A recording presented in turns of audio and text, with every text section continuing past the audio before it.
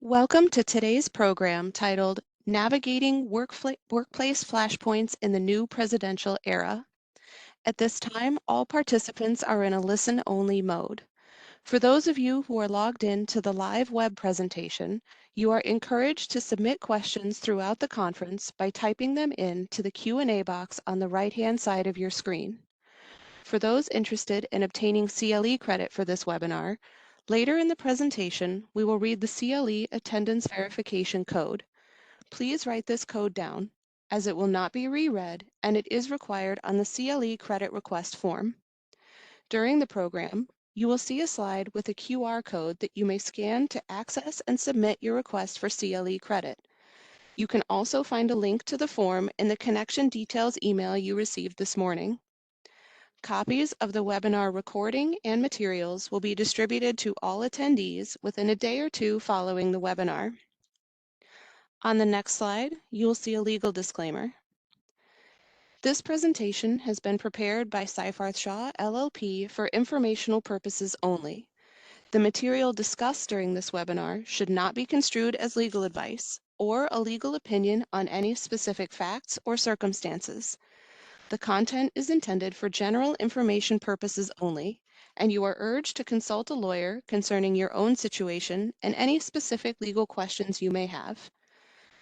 At this time, I would like to turn it over to our first speaker for today's program, Sam Schwartz-Fenwick.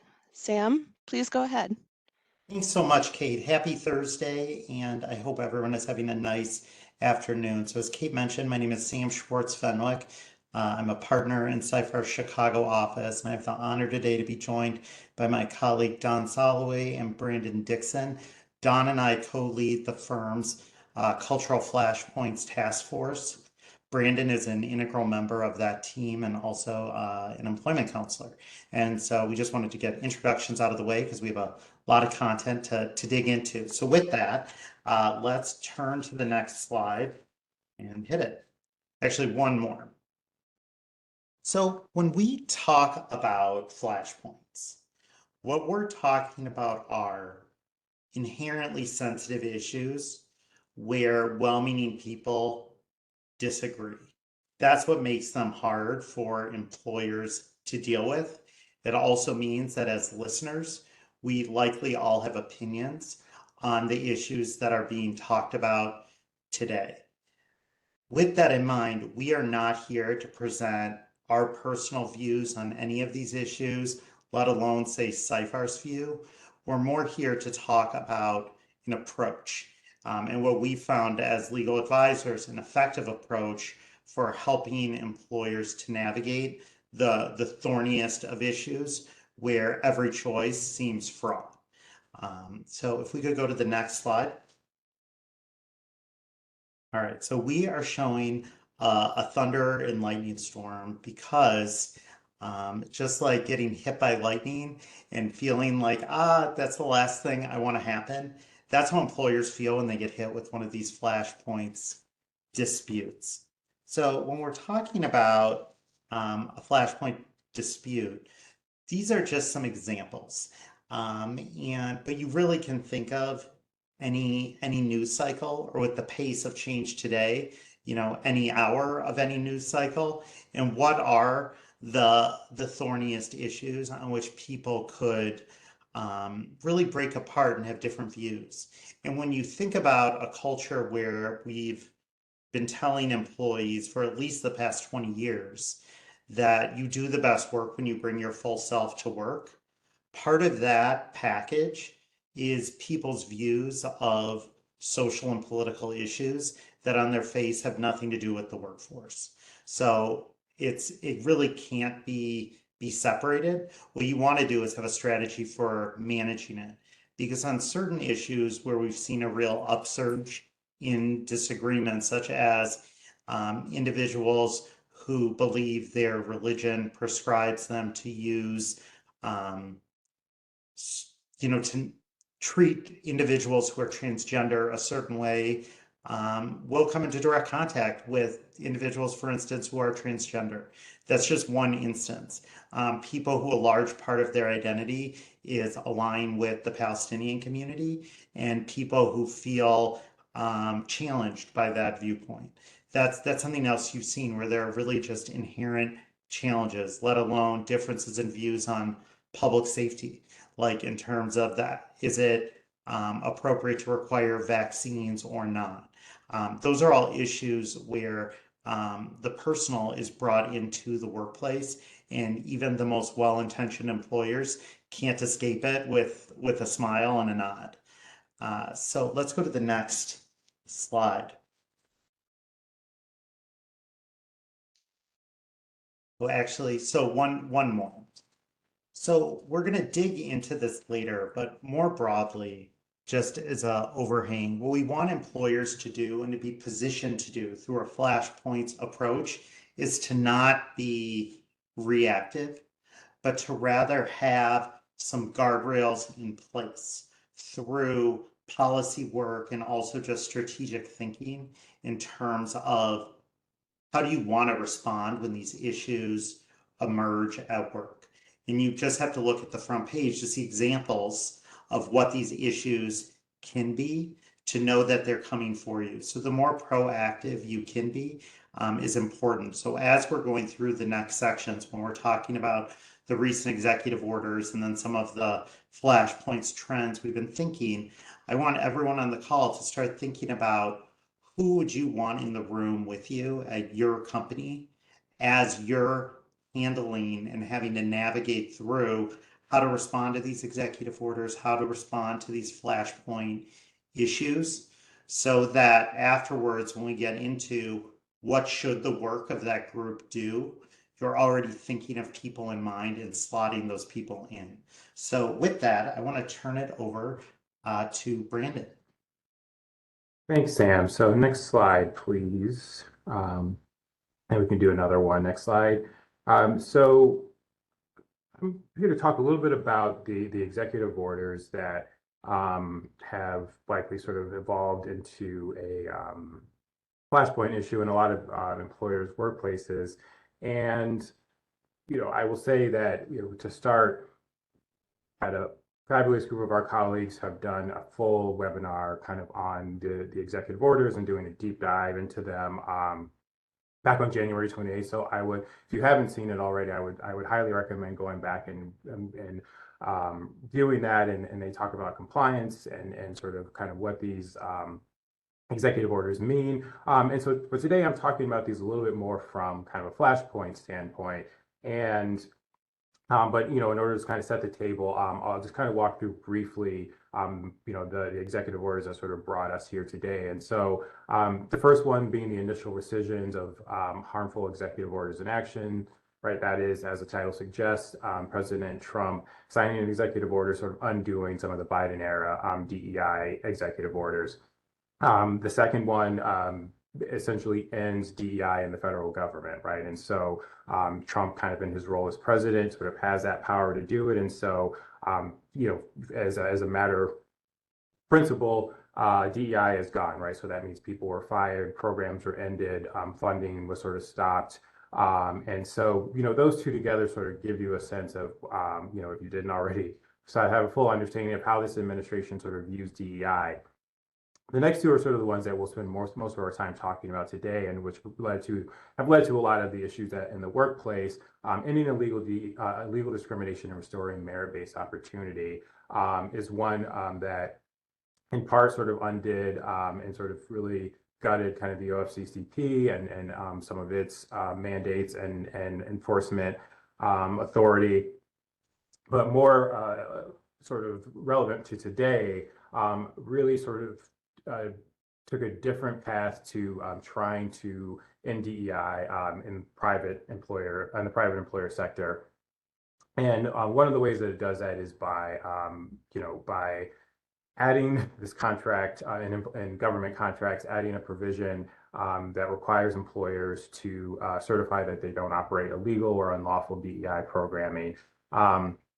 It also has sort of a strategic enforcement mechanism for the Department of Justice to sort of to identify and other agencies to identify sort of what they view as sort of the worst offenders in DEI and come up with a strategy for litigation, investigations, and really sort of put pressure on those organizations as well.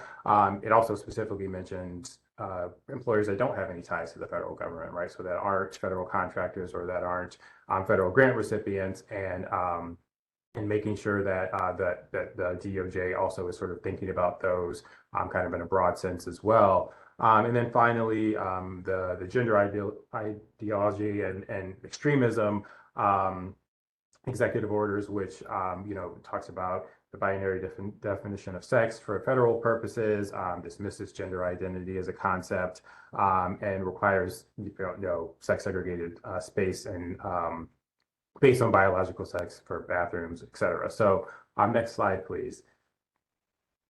And so, as they're thinking about these issues and as they are kind of working their way into your workplace, both from a legal compliance standpoint and from kind of an employee relations standpoint, I thought it was important to sort of set out kind of the things that we know, things that we're still sort of, kind of in the yellow category where we're still kind of, proceeding with caution, but don't really have a full understanding of.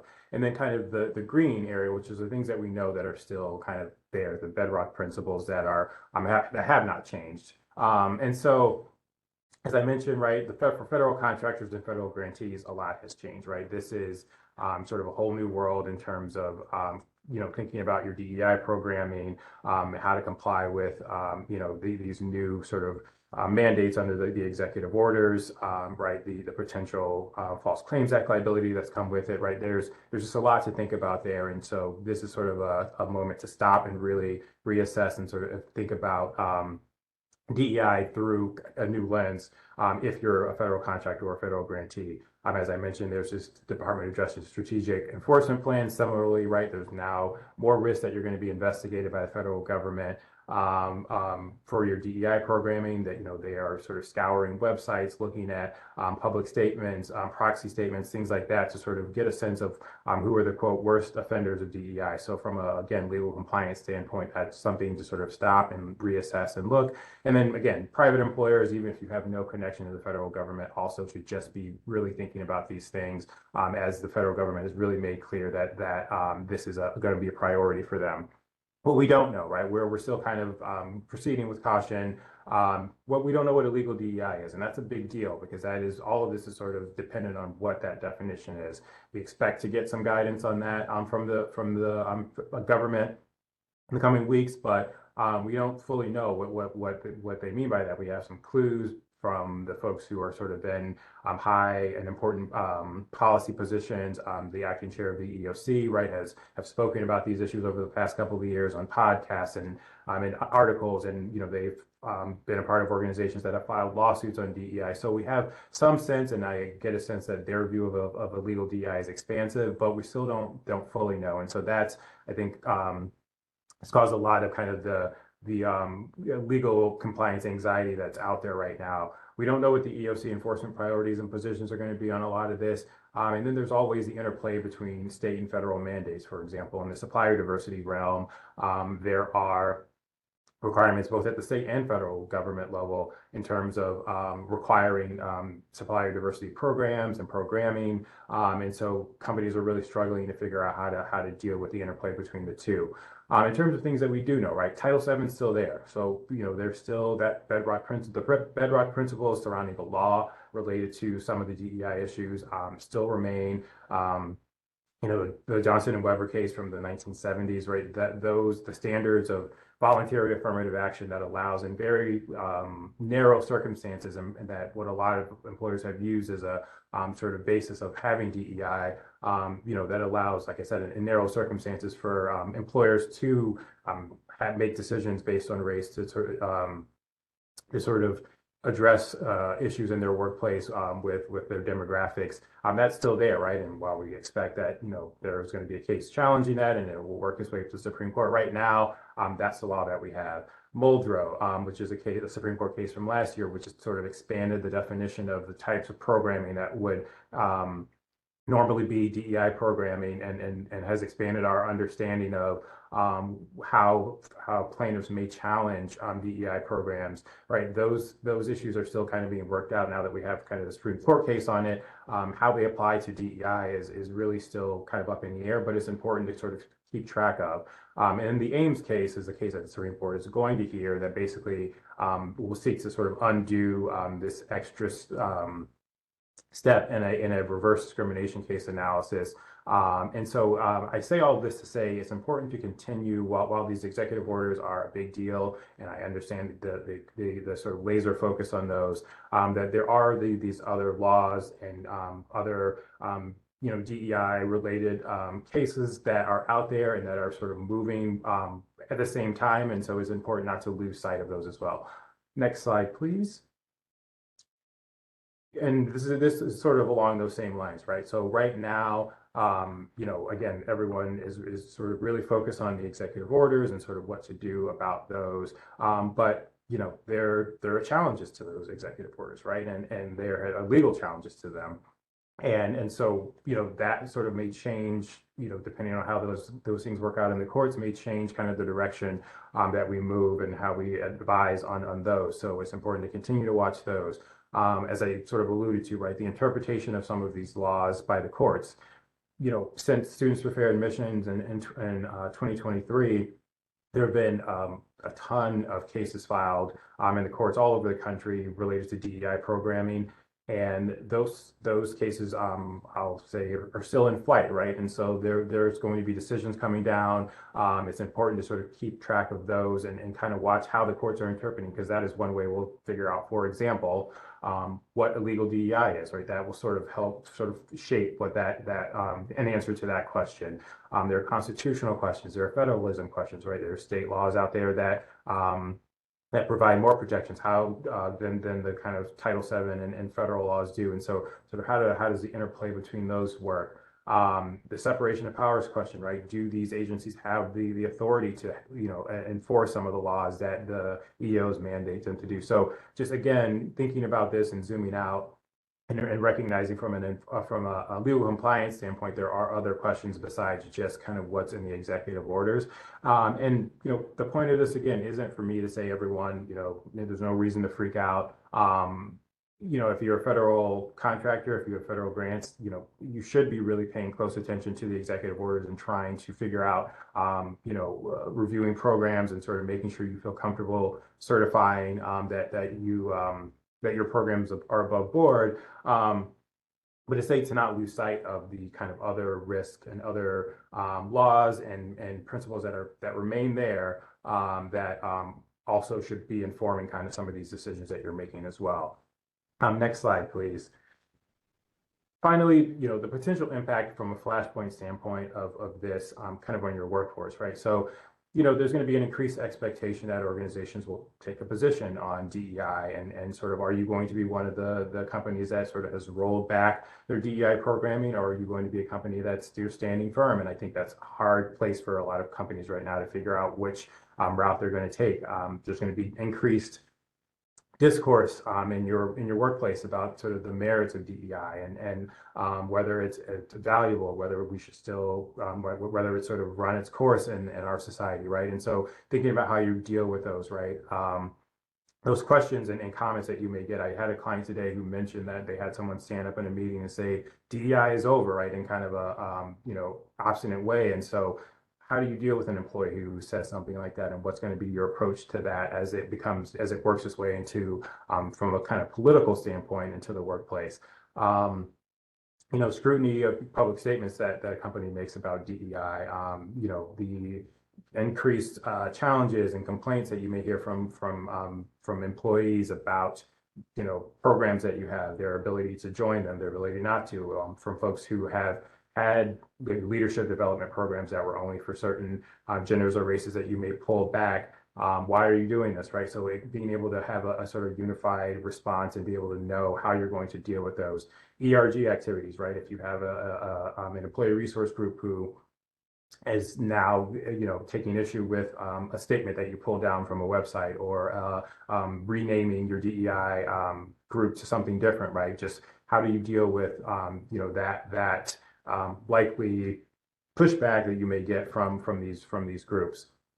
And so in order to do that, as Sam alluded to, right, making sure you have the right folks in the room. I will give a particular shout out to the communications teams who I've been involved with, because a lot of this is kind of, you know, being able to put statements out, you know, and both internally to your employees, but also externally, and just seeing how those folks work and think about these things has been really great. And so I think that's a really key and important part to have in these meetings. Legal is obviously, you know, I would say as a lawyer, important to also be a part of these conversations, as well as we're still trying to figure out kind of all of the, you know, the winds are changing every day. And so making sure that we're sort of on top of that. And, you know, in terms of if you feel the need to make statements, making neutral statements that we're still evaluating our programs, that we comply with our obligations under the law, just to buy yourself some time when we're in this state right now where, you know, we don't know kind of what the next day is going to bring. And so with that, we'll turn it over to, I believe Don is up next. I think Sam first, and then me.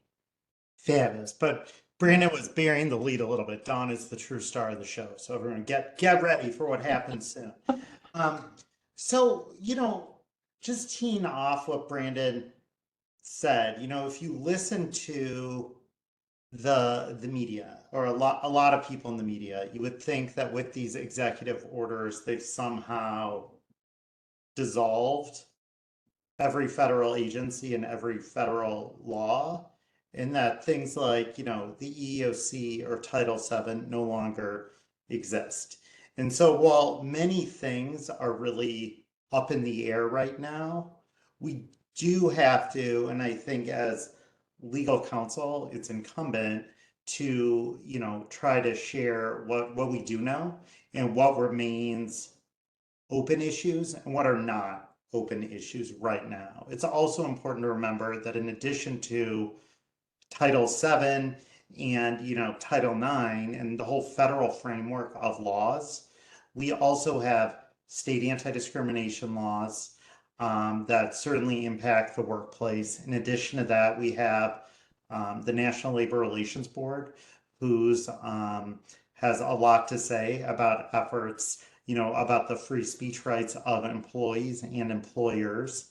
And you also have a lot of state laws that deal with free speech of employees and political speech of employees inside and outside the workplace, and also with their off-duty conduct, which we know in an age of social media where anything someone does, you know, might get back to their boss. You certainly can have claims based on off-duty conduct under many state laws. So there's a lot to keep in mind. So if anything, all that's happened right now is the legal landscape has become more challenging, not easier to navigate for employers. You know, if before the election you really had to keep Title VII in mind, and then that was a good barometer of, you know, are you going to also be kosher under state law?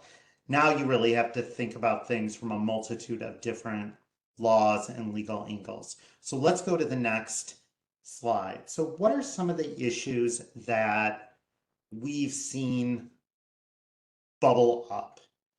One, I think, overarching phenomenon, which was really an outgrowth of the election, is this view that cancel culture, to the extent it ever existed, is now over, and that I'm going to say what I want to say, and you're not, you know, you're not going to be able to stop me. And if you're offended, that's your problem. It's not my problem because I get to say what I want. And that is a really challenging attitude to try to dissuade people from. And in private employers, keep in mind, you do get to set the tone of your workplace and you do get to have rules. But I think it's because of that, a lot of that type of rhetoric, we're seeing a much more brazen and aggressive disagreement with company policy than, you know, I've ever seen in my career. So we've also seen new legal arguments come forward, including in the executive order.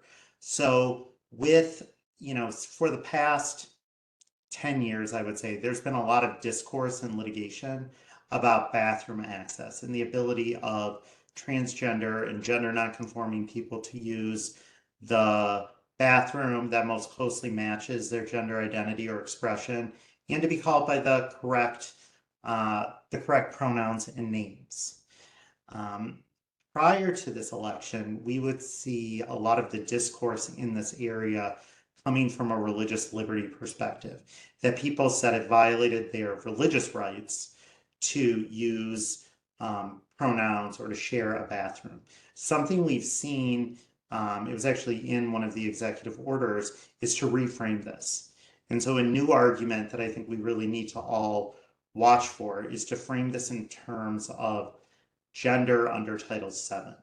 Because what the position of the acting commissioner of the EEOC is that under Title VII, cisgender individuals have the right to use a sex-segregated space for changing in the bathroom, and failure to recognize, and based on biological sex, and that failure to provide that violates Title VII.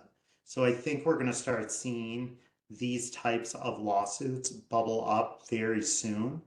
And whether or not courts will accept them or not is a different story. But I think that it could mean a lot of changes in terms of our accommodation matrix that employers are thinking about, in terms of if someone objects to sharing a bathroom, who needs to be accommodated. So that's there, but a lot to unfold. And of course, if you're operating in a federal space, like renting space from the federal government, you have additional needs as well, because you need to comply with the executive order that outlaws gender inclusive restrooms. In terms of political and social advocacy speech, that has not stopped. I would say at one time, on one hand, people are much more brazen in the things they're saying in the workplace, in the clothing they're wearing, and the messaging on it. And at the same time, they've never been as sensitive or attuned to what other people are wearing or saying. To walk this tightrope, you need to have really consistent policies and a really consistent content neutral approach to how you deal with this, or you face a lot of legal risk. And we'll talk about how to do that more in a little bit. As Brandon mentioned, really effectively, we've seen a lot of DEI programming under attack. We've seen more employees objecting to diversity and inclusion type trainings. And that was already happening before, but it's just a movement that's even stronger now. You've also seen a lot of attention paid to what corporate sponsorships does your company have in the DEI space? What types of things are they sponsoring? What types of charities are they giving work to, and who are giving money to, and what charities aren't they giving money to? All of these things, which historically have been somewhat beyond the fray of what employees are even thinking about, are very much right now in play. I would say one to watch. We've seen this from some tech companies especially, but I think we might hear more of this messaging more broadly, is that the American worker is no longer competitive because they've gone soft. And that is kind of gender-coded language that I just used. But I think you can see, we need the alpha male to come back. We made a huge mistake. We moved away from, rewarding aggressiveness. That's what gets you on top. And really clear gender language from leaders is a new risk factor that could lead to a lot of litigation. So with that high-level overview, I want to turn it over to Dawn to keep the momentum rolling.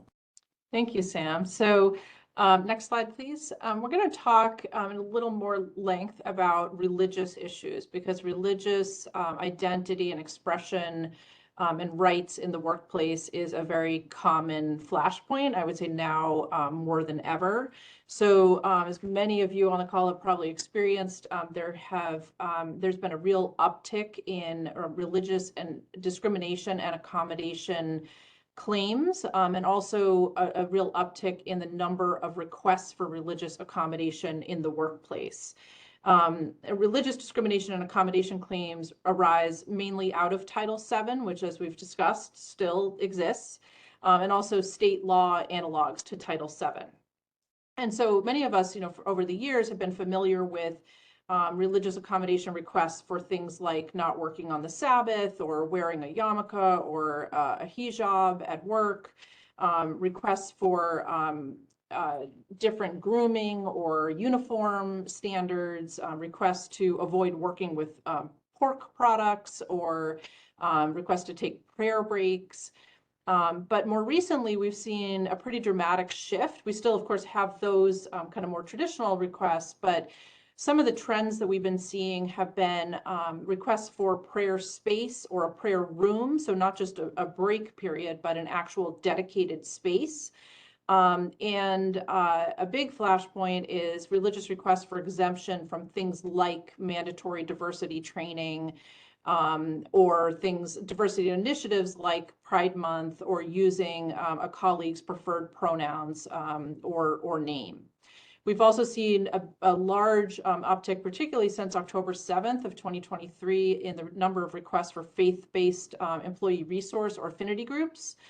And of course, requests for exemption from mandatory vaccination programs. We're litigating those all over the country, and those requests continue to come in for employers that have mandatory vaccination programs.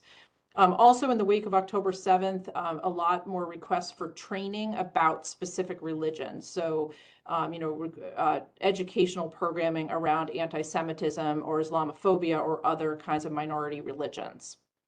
In terms of the litigation, we've seen a large uptick in the wake of October 7th and the ongoing conflict in the Middle East in claims of anti-Semitism and Islamophobia in particular.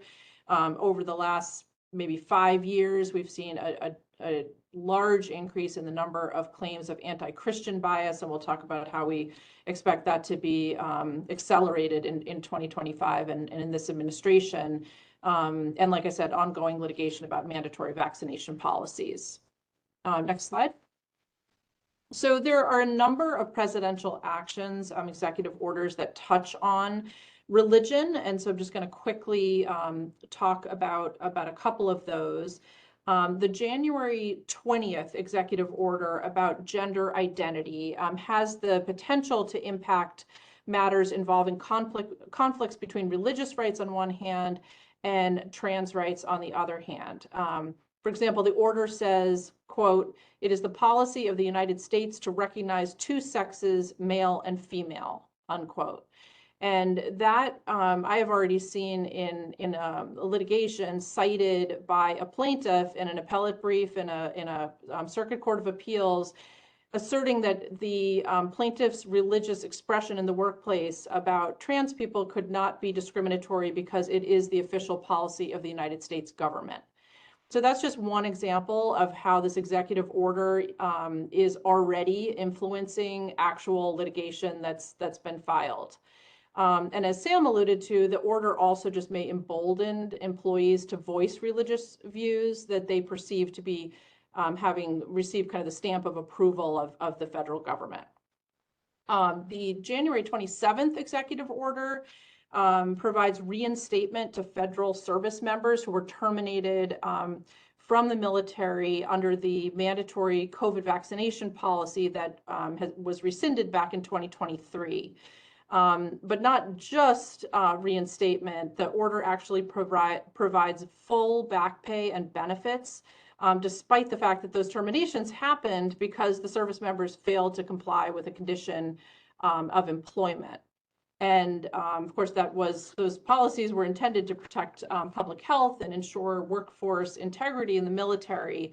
But the order goes out of its way to include sort of disparaging language about mandatory vaccination policies, calling those dismissals of the service members, quote, wrongful dismissals.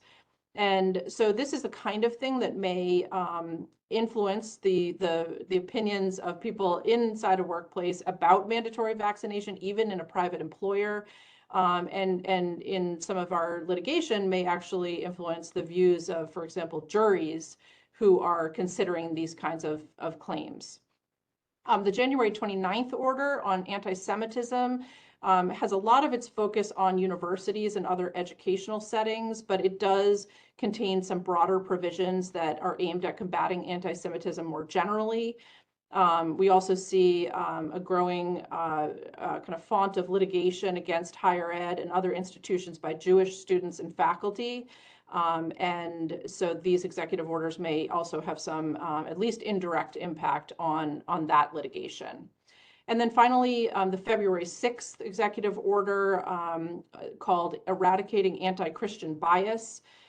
Certain portions of that order are really more focused on anti-abortion protesters, but the order does state that the Biden, quote, the Biden Equal Employment Opportunity Commission sought to force Christians to affirm radical transgender ideology against their faith, unquote. And it establishes a task force to look at anti-Christian bias and orders that the EEOC chair actually sit on that task force. And so the exact effects of that remain to be seen, but it certainly will be coloring the expression of religious rights in the workplace and also in fueling litigation. Next slide. So what are some steps that employers can take right now on the religious side? It's obviously a very chaotic and rapidly evolving environment, but there are actions that the employer can take right now. The first is training, making sure that anyone who comes into contact with religious accommodation requests, whether that's managers or HR, the legal department, are trained in best practices, not only around things like these executive orders, but also the fact that the standard for religious accommodation claims changed dramatically in 2023 as a result of a unanimous Supreme Court decision. And so there are lots of ways that you can train people to make sure that they're using best practices in managing these accommodation requests. We recommend having a written religious accommodation request form. There are lots of reasons for that, including just getting great documentation of what exactly the request is and what is the alleged sincere religious belief behind that request. Process mapping is something that some employers will do to make sure that there's a very clear map of how the process works and who's doing what, and some templates and forms for them to use. Arming HR with talking points to guide the interactive process, because that's a tricky thing. It's an individualized thing, and it's something to really make sure you get right, especially in this environment. And then I will put into the chat a religious accommodation assessment tool that we have created here at Seyfarth in the Cultural Flashpoints Task Force.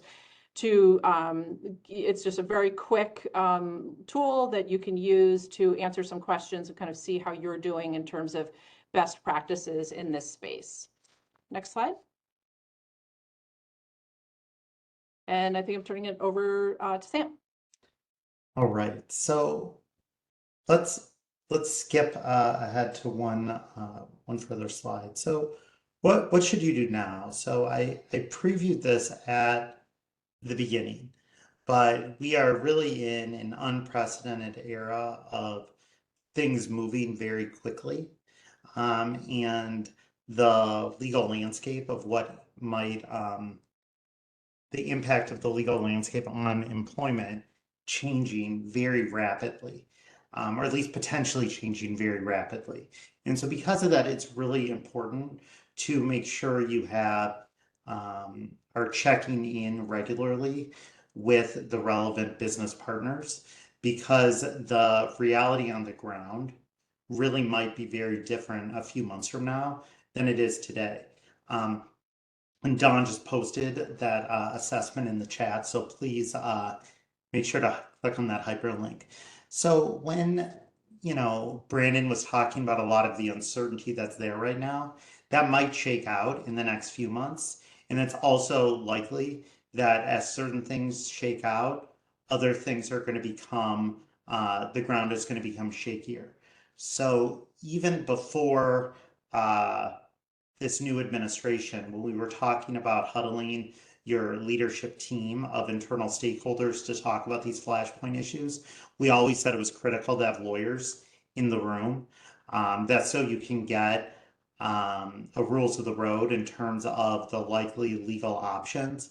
It's also to insulate your conversations as much as possible and shield them with attorney-client privilege. The role of the lawyer is even more important right now because so much is uncertain these days. And what the legal landscape is can really shift pretty dramatically. So you want to make sure you're keeping the lawyer in the room. Something else what Brandon mentioned is the importance of having PR or your comms team really present as much as possible. I think that, one of the hardest steps is making a decision about how you want to respond, but equally important is how you message that out, both internally and externally. And you can make the most well-reasoned, thoughtful decision and totally botch it if you don't have a good PR comms plan in place. So it's really important to closely partner with that team to make sure they're in the room where it happens so they understand and are using the correct nuanced language when they're creating messaging out for employees and the broader audience, as might happen sometimes. You also want to make sure you have your labor relations experts. So you want your HR labor relations team, you want your employee relations folks, you want to have representatives from your DEI team, and of course you want buy-in from the C-suite, because really your first task in the Flashpoints protocol, and we can go to the next slide, is to ask yourself, what are our core values? Because that really should guide what is our mission, what is our vision, what is our purpose, because that really should drive how you're making decisions. Something else that it's really important to do, especially now, is to not get hung up on semantics. We have a lot of words in society right now that have become kind of like four-letter words. Like, let's take the 3-letter acronym DEI. That is very much a 4-letter word right now. And what some people mean when they say, I hate DEI, and what other people mean when they say, DEI is my everything, you would think they're morally opposed to each other. Maybe, but I bet there's a lot of overlap. So really the purpose of this room and of this discussion is to talk about, what do we mean when we say these words? Are there things we all agree on are our core values? And I bet there really are. Like, do we as a company think that it's better to have transparent hiring practices? Do we want to make sure that we're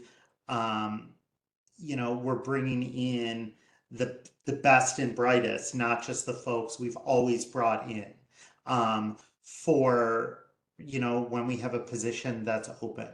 Do we want to make our bonus and promotion rules and methodology, do we want to make those open to employees?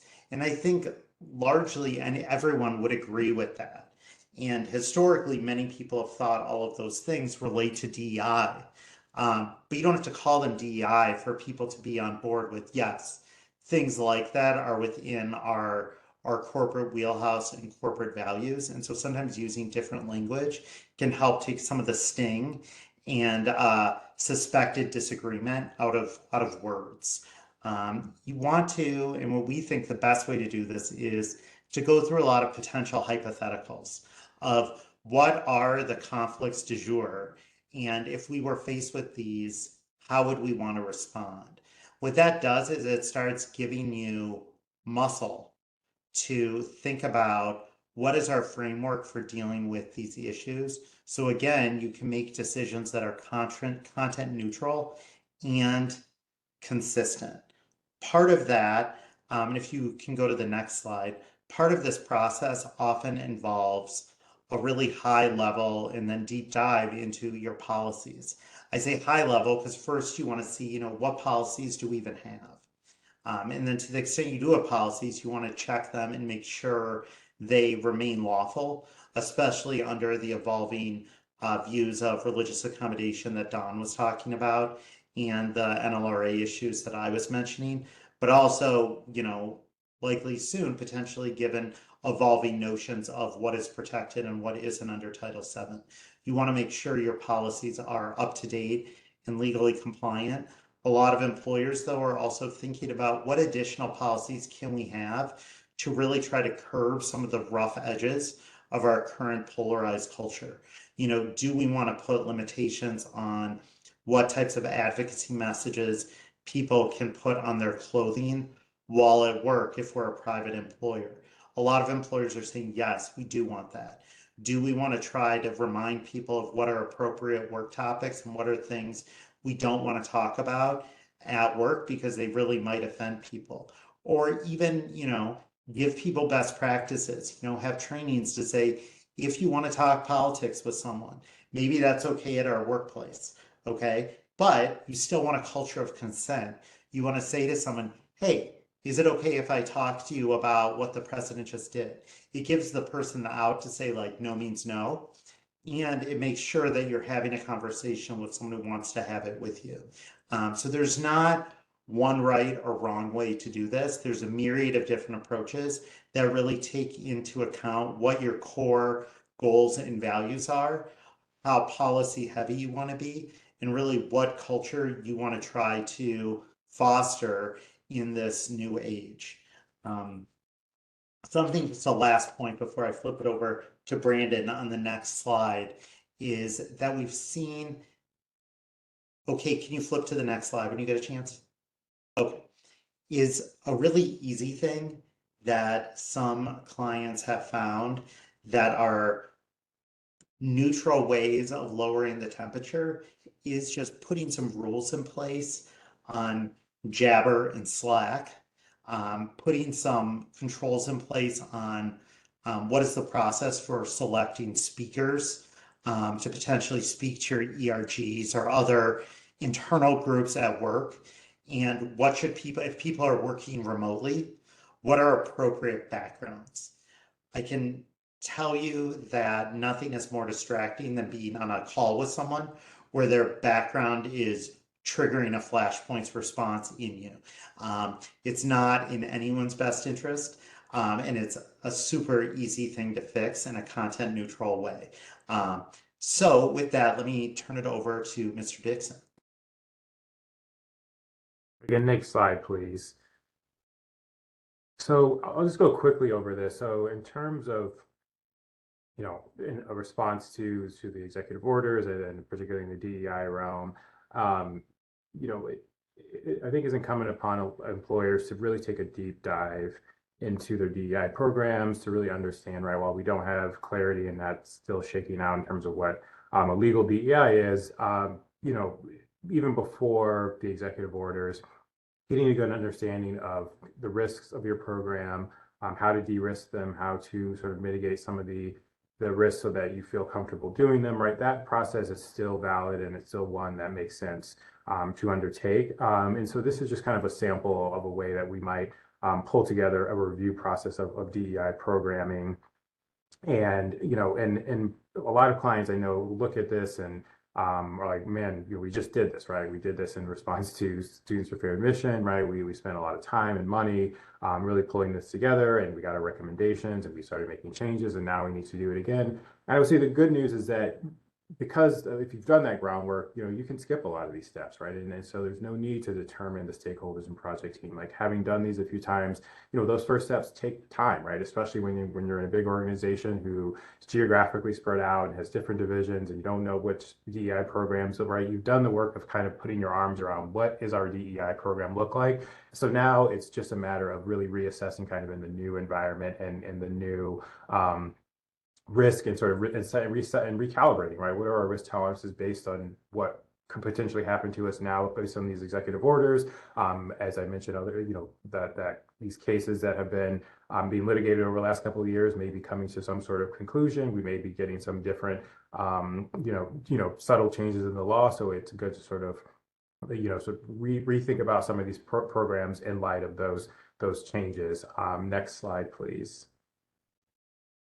And so I think what's going to become the norm now, given what we've seen in these executive orders and to Sam's point, kind of just this new environment we're in now, which is, a more periodic legal review and updating risk assessment kind of based on the issues of the day and sort of where kind of the winds are taking us, and then making those changes and then continuing to kind of have this cycle of reviewing and making sure that the programs, not only that they're designed in a way that you feel comfortable and compliant, but that they're being operated in that way, right? Because that is, a legally compliant program is only as good as the folks who are in charge of sort of administering it and sort of doing the day-to-day piece of, the hiring, the selection, the creation of, mentorship and leadership programs and things like that. And so, this constant review and sort of making sure lawyers are in the room and giving you,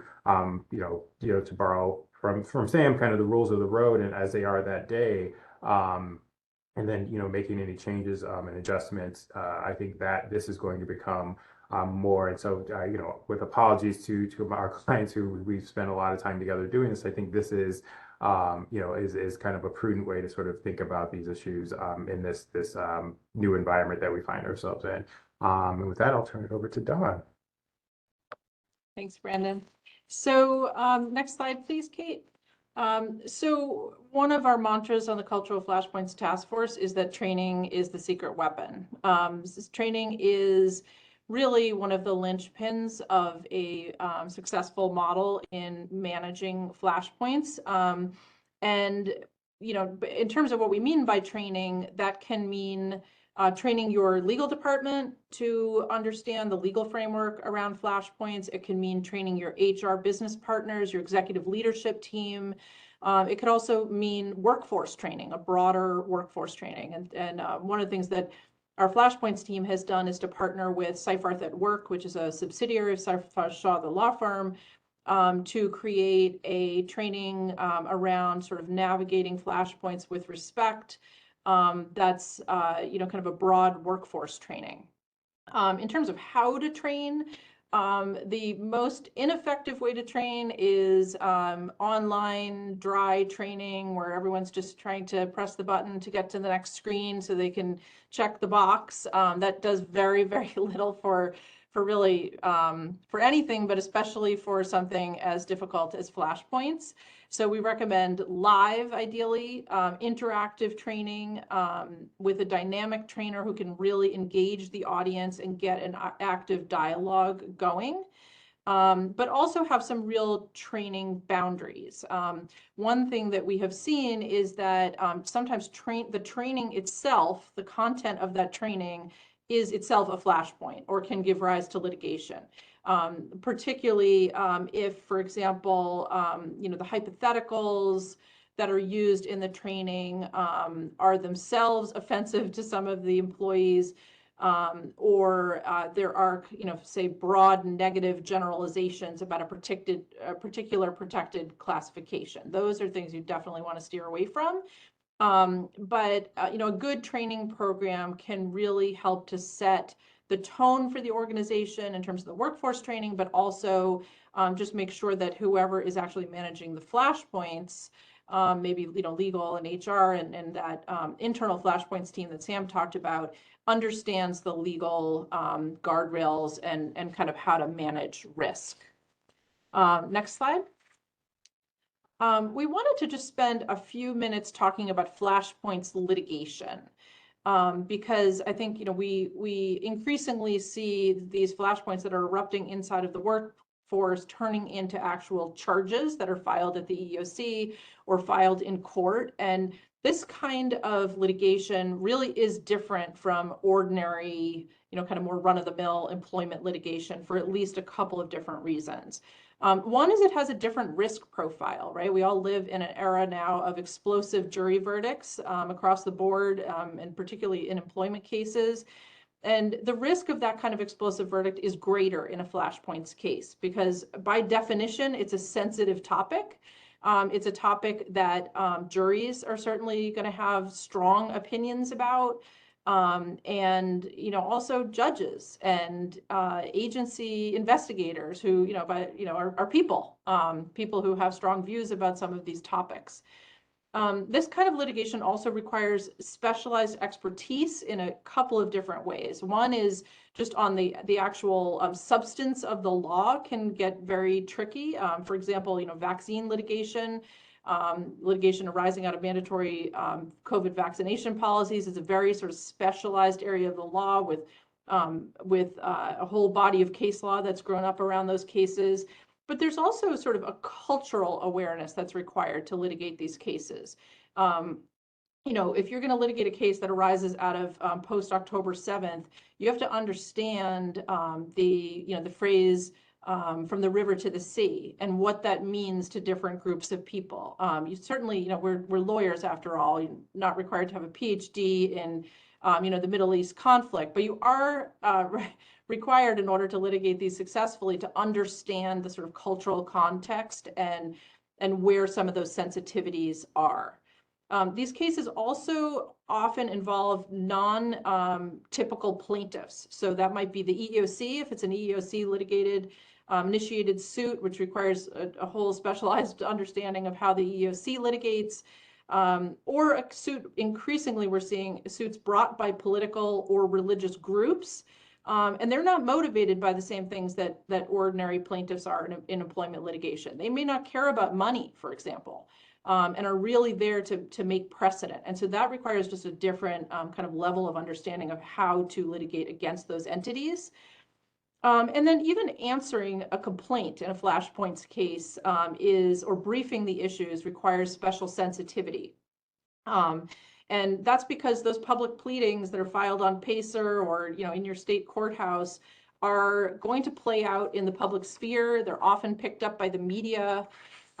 There's an example of a recent lawsuit that was brought by Jewish students against an educational institution. And the court went out of its way in issuing a decision to kind of comment on the fact that it said the court is dismayed that the school had suggested that the Jewish students should have hidden upstairs during a confrontation in the educational institution. And the court went on to say, these events took place in 2023, not 1943. And really just chastised this defendant because of the position they had taken in the litigation, which then is broadly reported in the media. And so it's an example of how something becomes very public very quickly, and so that requires sort of special attention to the reputational risk as well as the litigation risk. And I think overall, there's a way to defend these cases where you're not getting mired in the flashpoint itself, but rather talking about why the employer made the decisions that it made for legitimate business reasons. Next slide. And we wanted to conclude, obviously this is a lot of information. There's a lot of moving parts here. And just conclude with how Seyfarth can help partner with your organization on any or all of this. We can certainly help with help you establish best practices on any of these topics, whether it's DEI, employee resource groups, religious accommodations, or really any of the topics we've discussed today. We work with a lot of internal Flashpoints teams to help them establish best practices, think about hypotheticals. We could do training of legal, HR, executive teams, and I mentioned the workforce training. We often will help clients with auditing policies or brainstorming policies that might help take down the temperature with respect to Flashpoints. We talked about defense of Flashpoints litigation, but also expertise with investigations that touch on some of these Flashpoints issues, which we're seeing more and more. Next slide. We've developed a Flashpoints checklist that can be helpful in kind of thinking through some of those issues. And if you would like a copy of that, you can feel free to email any of us. I think our email is going to pop up in just a moment on the final slide. Next slide. Here's the CLE for today's program. The CLE code is SS, as in Seyfarth Shaw, 1115. SS 1115. Next slide. So here is our contact information. Any of us would be happy to chat with you about any of these topics or send you that checklist. And we apologize that we didn't have time to answer the many questions in the chat, but we will take a look at those and reach out individually if we can provide something helpful. Thank you so much for joining us today. We really appreciate it.